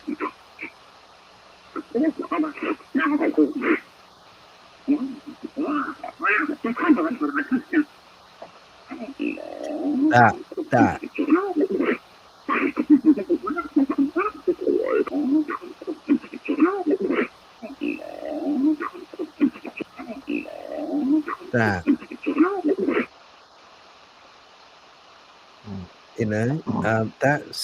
That sound is very unique, and it does sound like it's exhaling air, which is caught maybe in its. Mm-hmm. Yeah, according to cryptolinguists, they actually have a sound they pull in when they're inhaling, which is kind of crazy, interesting. Yeah. Yeah. Yeah. They also whistle. They whistle through their vocal cavity, not their lips like we do. That's been established by their whistles were recorded. And all these sounds are on my CDs, which again are downloadable on my website. So if you want to hear this stuff, it's all narrated. They're both about 40 minutes long with embedded sounds in it. So yeah, they're kind of popular for that reason. Did you ever suss out, when you were up there? Did you ever suss out? Was there any particular method that you used that you kind of like did get a response out of, and it was like repeatable, or like whistling, or maybe a certain call, or maybe a woodpecker? No, we found out that they don't respond to that. I think you have to let them be the aggressor. You have to be where you think they might be and just be still and let them see who you are as a vibrational frequency. And they understand vibration energy, I think, better than we do. And you can't be the aggressor around these things. You have to let it happen. You can't make it happen. And I've had people say they blasted my sounds and got a response. But one guy said he got charged after that by something crashing down through the woods at him after he blasted my sounds. So I don't recommend people blasting these sounds. We did that up in Alaska when Discovery Channel took me up there, Portlock, Alaska. We blasted the sounds and got a response from them. But again, you don't know what these sounds might represent. It might be a challenge. It might be, you don't know. They might be looking for a mate. That could be serious. You just got to be careful. Yeah, I had one charging at you. We were just, we were told about that by someone else. Yeah. Actually, someone a Bigfoot charging at you with a That's when you learn to walk on water real fast. Yeah, not my idea of a Good Friday out. No. Is there, Ron? Looking back, is there anything that you would have changed? Anything that you know now? If you could go back, what would you change? Well, probably a lot. I would have been a little more aware of what they were trying to communicate to me, and I would have tried to just know more. Knowing what I know now, I don't know that I would have had the experience that I had then, because whatever my vibration was at that time wasn't as high as it is now. Not that I'm exponentially higher, but I've learned a lot more, and I think I've gotten to where I'm supposed to be as far as my awareness of these things. If I was like I am now, back then, I don't know what would have taken place, because we're looking for the ape in the woods like so many people still do. And they're more than that, a lot more than that. What we dealt with is a lot more. They're not all the same. Some of them have been diluted down from crossbreeding, inbreeding with the indigenous people over the eons of time. I think that's what the Patterson film represents, is one that's been diluted down. She's more human-like. Her trackways look like that, and I got one of the tracks that Bob gave me, Bob Gimlin, and it just what we had up there was different, and I just think well, they're different ones all over the world, but that was in California, and it was in the Sierra Nevada mountains where Bob Gimlin lives up in Northern California, Bluff Creek, and I think a lot of the ones that are out there now are the ones that have been bred and diluted down by indigenous crossbreeding. And the Native American lore goes back into saying they used to take their women, so which means they would have had 23 pairs of chromosomes instead of 24, Yeah, like but most primates. also American Native law also say that they come in and they're like healers. They're Yeah. spiritual healers, and they help. Oh, exactly. We can do that if we just knew how to connect with ourselves, know who we are. We've got those abilities. Even Christ said, you can do everything I'm doing. He used to walk on water, and I've not learned to do walk on water yet. I got to be honest with you. I haven't learned how to turn water into wine yet.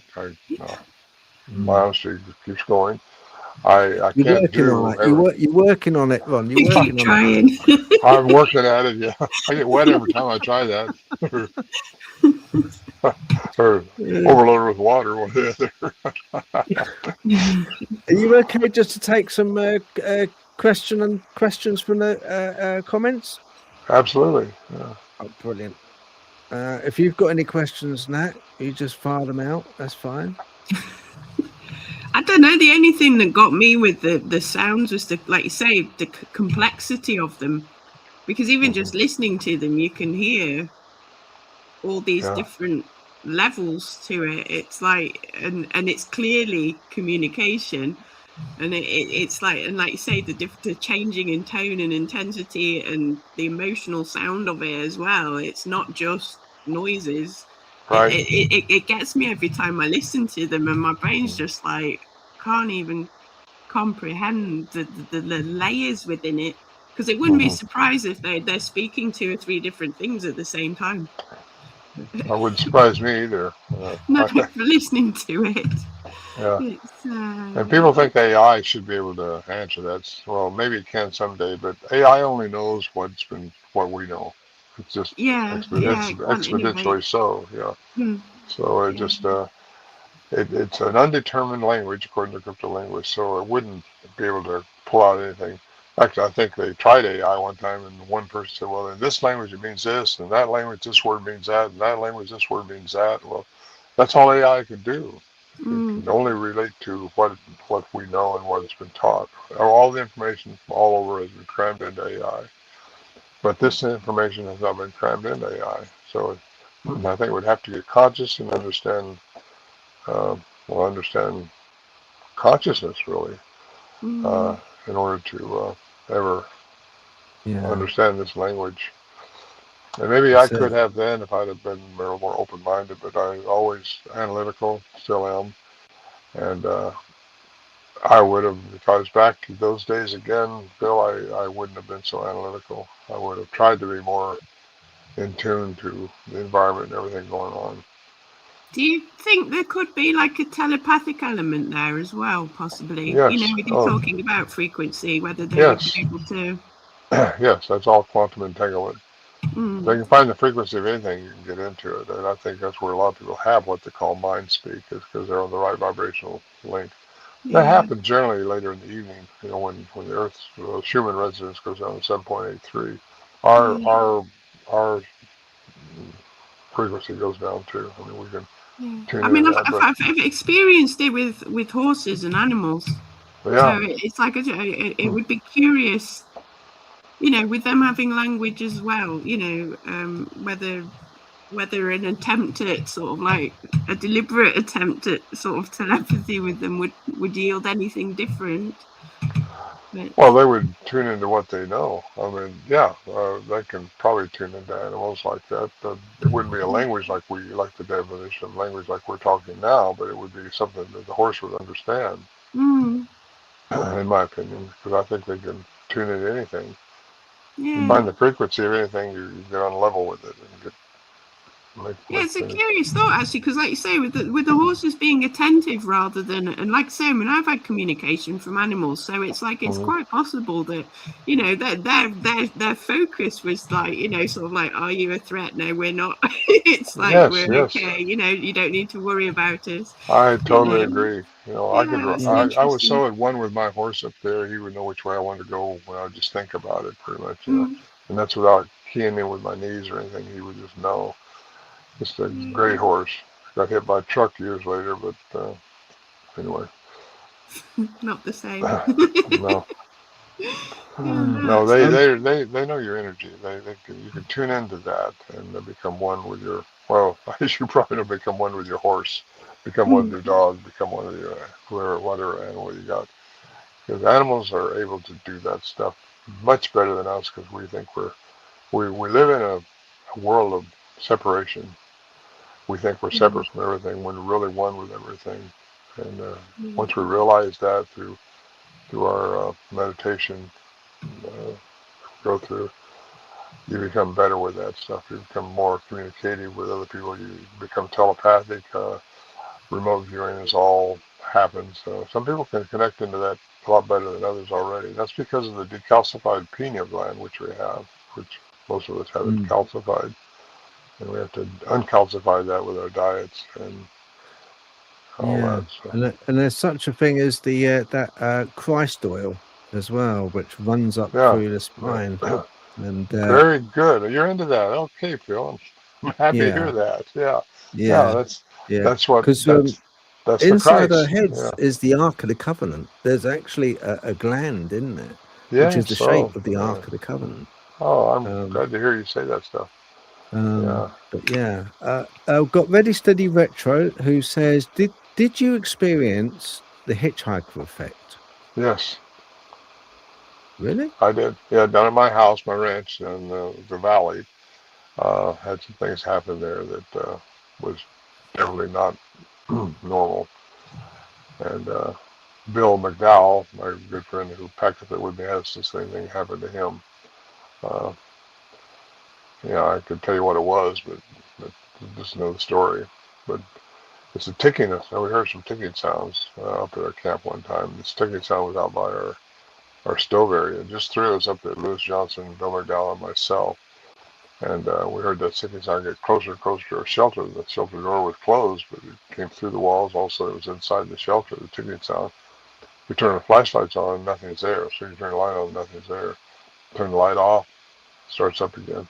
And just stayed there until it kind of run between Lewis and I. And we thought we're going to grab whatever it is making this sound, because we never had that before.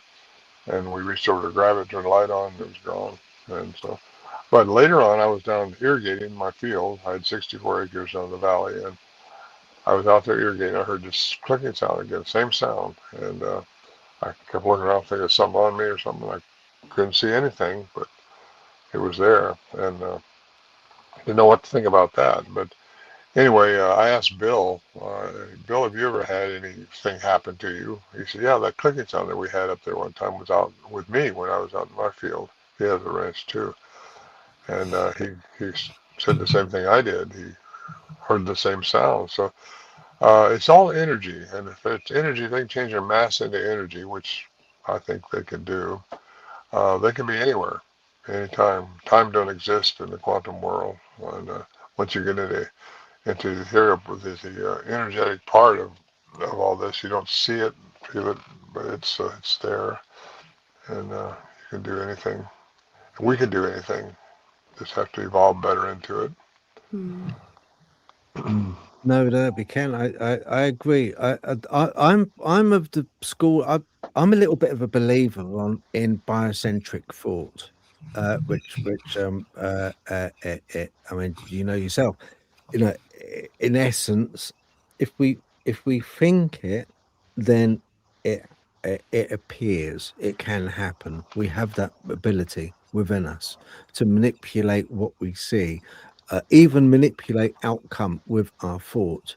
There's been many times in the past where I've and even little kids, when they go to bed, then they sleep, and before they sleep, they think, "Oh, I wish I had that bike. I wish I had that bike. I wish I had that bike." And then it appears that they get it somewhere down the line. They get it. Your dreams do come true if you think hard enough and wish hard enough. And I think that biocentric thought does play a part, and I think it there's a thread of truth in this when it comes to aliens and it comes to Bigfoot and it comes to, I believe they're all kind of connected, and the one common denominator is us. It is us. They're interested in us because we hold something, and whether that's a soul or something else, maybe we have to witness them for them to exist. I don't know, but Good question. Yeah, yeah, that's a very good thought.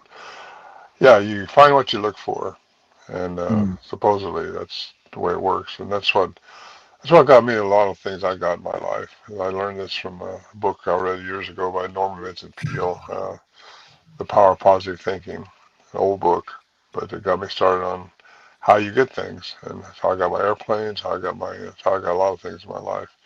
I've been very fortunate in my life. I've had very successful, but it all relates to how you think.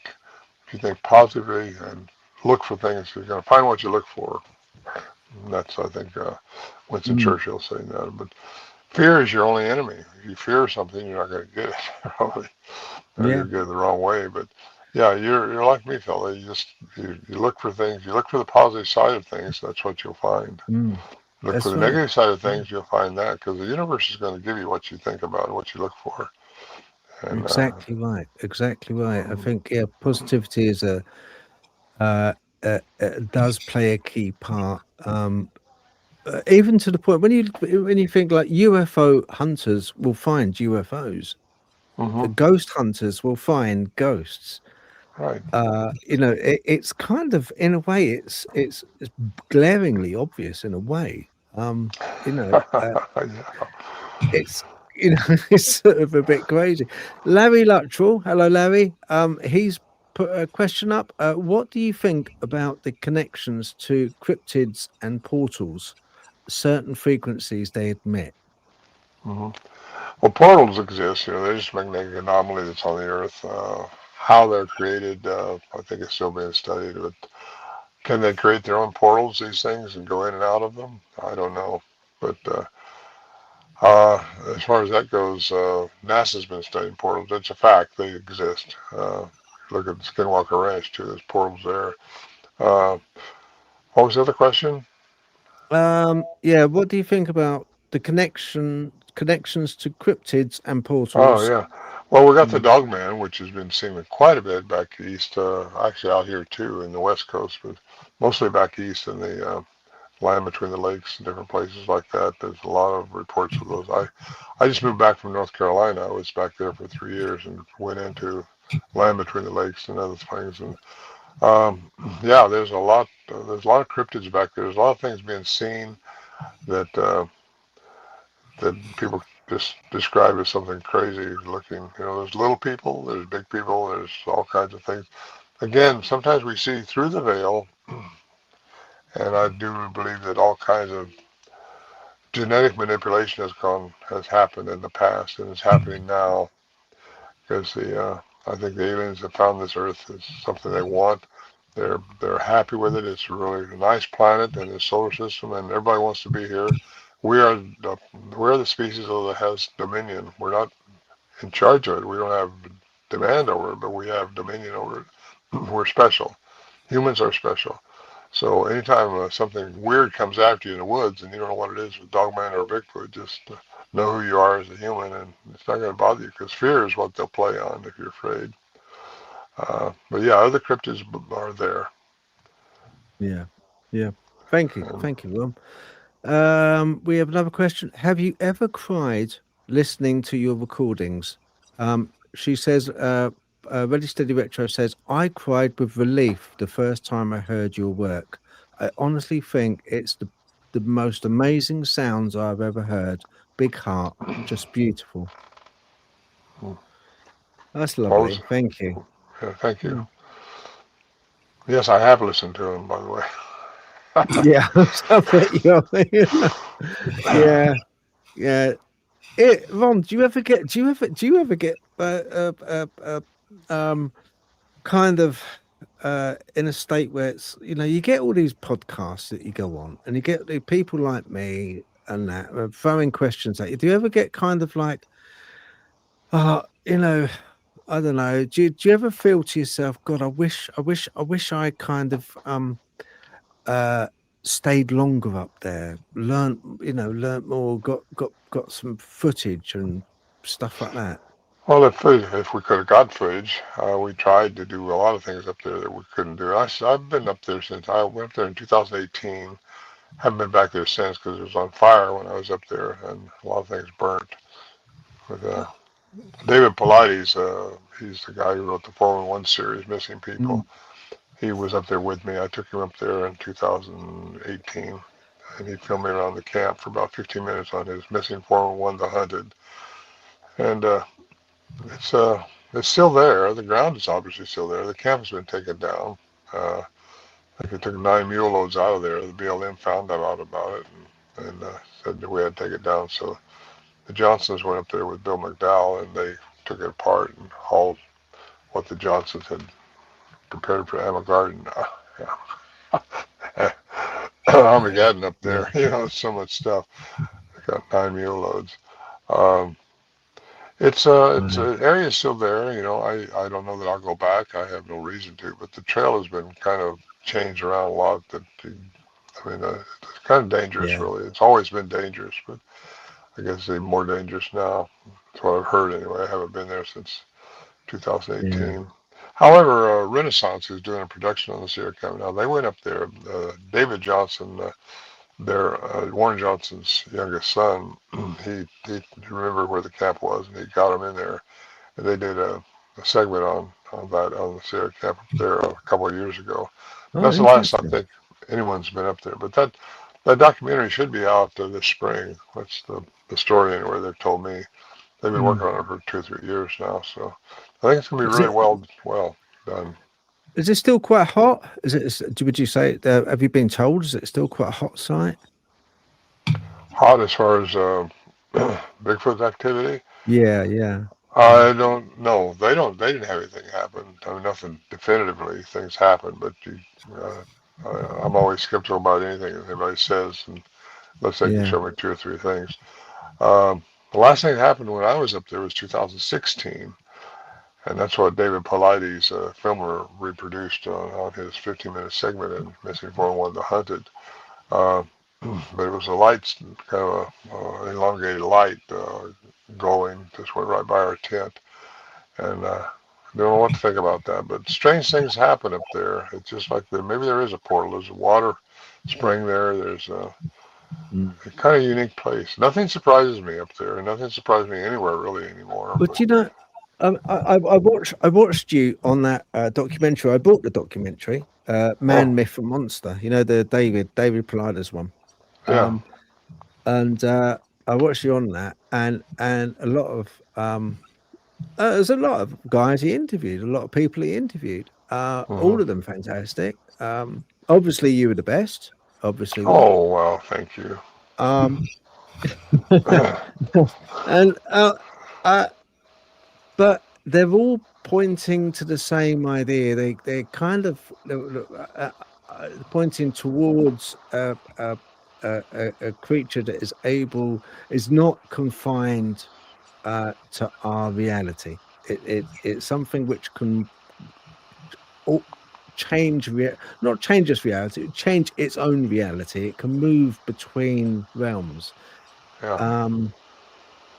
I think something different. I honestly think that it's something to do with velocity, and I think that's why in high carbon areas, imagine like time filaments. So basically, we're on we're on a 35mm film, and we've got that one segment of film, that one frame, jogging along on the film, and then these Bigfoot are on another frame, but instead of going at 35 frames per second, they're going 36 frames per second. They're kind of going slightly quicker. At some point, like two opposing trains, you meet and see each other before they morph off and disappear. It's not because they're on essentially another reality. It's just the time scale, the inertia effect of them passing with velocity. And I think with the high carbon areas, it's hard. That's why it glitches so much. That's why you see the lights, I think, because these areas take an awful lot to assemble. Think of like time filaments, assembling the trees, assembling the rocks, assembling the. It takes an awful lot of, and sometimes they glitch because it's so complicated. Whether that's true or not, I don't know. I'm still writing on works at the moment, so I've got to pass it by the boss up there and see what she thinks of it eventually. But Interesting. you know, I think it's along the same lines. It's along the same lines. I do believe it's along the same lines. Have you ever got another question? Have you ever received reports of people seeing giants, like people and not hairy? No, I haven't seen big Bigfoots, 12 foot tall. Uh, but no, I haven't. Like 25, 30 foot giants. I've not heard of those. I've heard of them, but I also think they found remains, but I have not seen those personally. No. I've I know only one, heard about stories about them. You know, the giants of Kandahar and things like that. right? You Yeah, know. well, that was supposed to be 15 foot tall, 6 toes too. Uh, Mm, yeah, I know L.A. Mozilla. He interviewed both the pilot and one of the guys that was on the ground group that was there, and it happens. But then anything the government can control, they're going to hide or in some way make fun of it or hide it from you. I think that's why we're so in the dark here and across the pond from you. But the government has to control the narrative of stuff. They're going to have to rewrite history books. They're going to have to explain a lot of stuff, and they just don't want to do that. They can't do that because they don't know what to think about it. I believe they know Bigfoot exists. Uh, I just think they do, and it's all going to come out though. It will be out, and then probably mm. the next year or so. I think. Yeah, I think it will be. I think it will be. But you know, I don't know. I don't know about the alien business. I don't know about that so much. Well, I we don't don't know. know. Oh, yeah. None of us know, Yeah, but I think they will be too, because too many people are seeing them. They can't hide it any longer. That's why Roswell came out. That's why all those people are coming mm, forth and yeah, exposing that the aliens have been here. They're here now. They've been doing things, and that falls mm, right into my theory of the Anunnaki and who they are and what they're doing.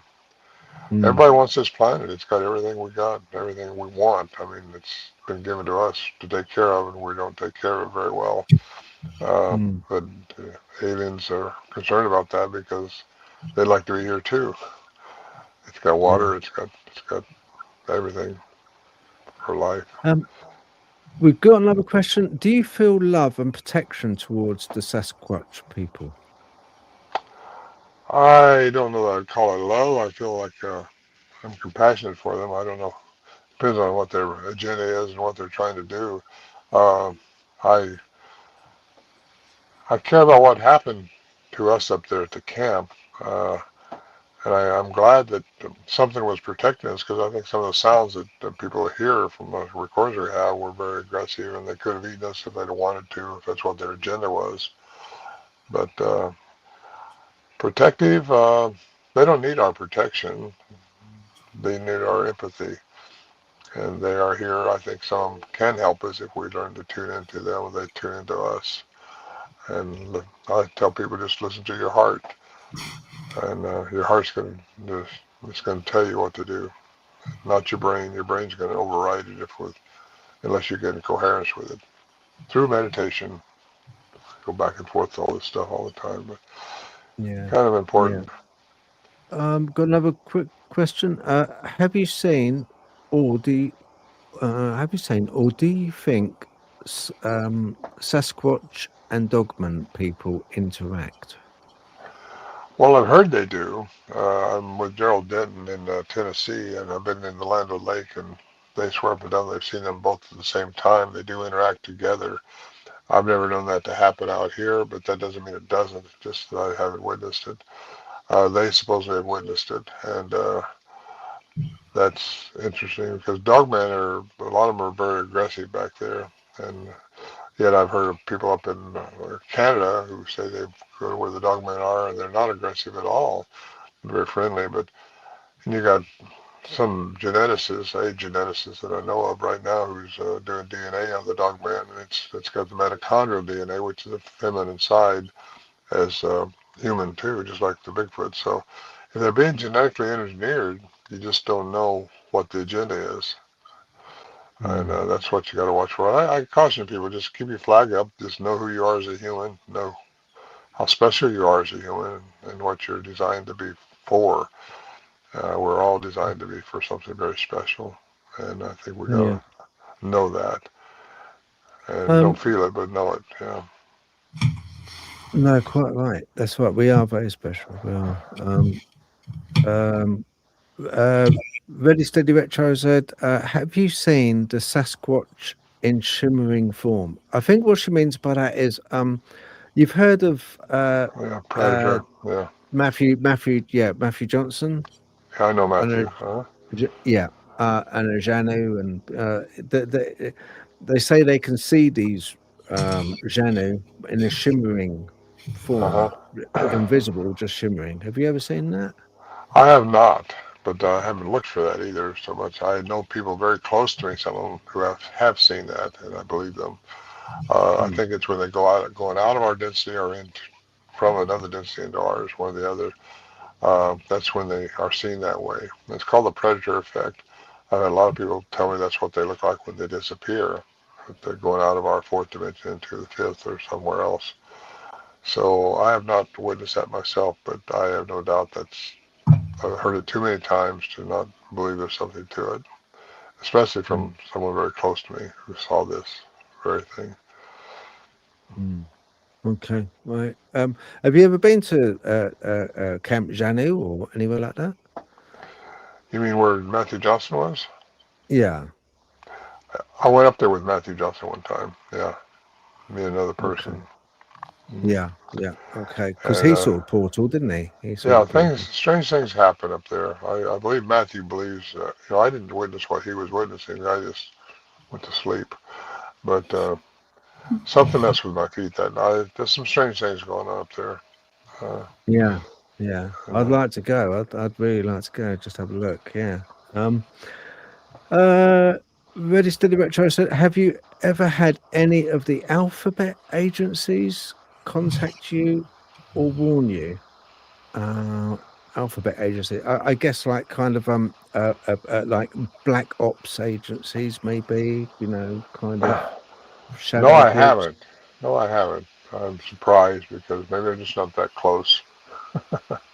They probably just want me to keep going on. Maybe people start laughing at me to take me seriously. Maybe they're doing that now. I don't know. No. We love you. We love you. Honestly, you most down to earth, really most down to earth guy. And that's the fascinating thing. It's the person as yourself, Ron, most down to earth, who has the most extraordinary experience and experiences since. I'm sure you've had that you probably haven't spoken about. I'm sure you've had experiences of, let's say, unusual since. I'm sure of it. I'm sure that you have. But that's to have a look at, people, in the book. I'm going to bring the books up again. Okay. That's not to talk about here. That is to have a little read in these books. This is the second edition, the Quantum Bigfoot. Okay. This is what Ron was talking about. Yeah, that looks quite good. All of these are available on your website and on Amazon, aren't they? Yes, they're downloadable, or you can get the paperback one. And I have 2 CDs also, which are downloadable. And I have an audio book that should be on the website within a week or so. So that'll be Okay. available. Uh, What was the hardest book to write, Ron? Quantum Bigfoot. Was it? Well, I had to do a lot of homework. My first book, Voices in the Wilderness, it was my chronicle, so it was easy to write. It's just my life, what I went through, and it comes from the download of these sounds too. You can hear some of the sounds that I recorded. The context is there. And that's the one the Yeah. documentary's being made on now, and that's the one the audiobook is coming out with.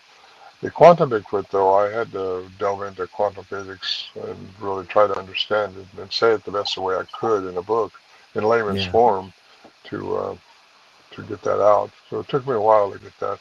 This last one, though, I never thought I was going to write another one after Quantum Bigfoot, but I went ahead because there's some other questions about AI, about trees and things like that I put in this Bigfoot Unveiled book, the last one. I just came out with that last year. And so anyway, I sell all these paperback, print on demand. They can be delivered right to your door there in the UK or anywhere. And, Yeah.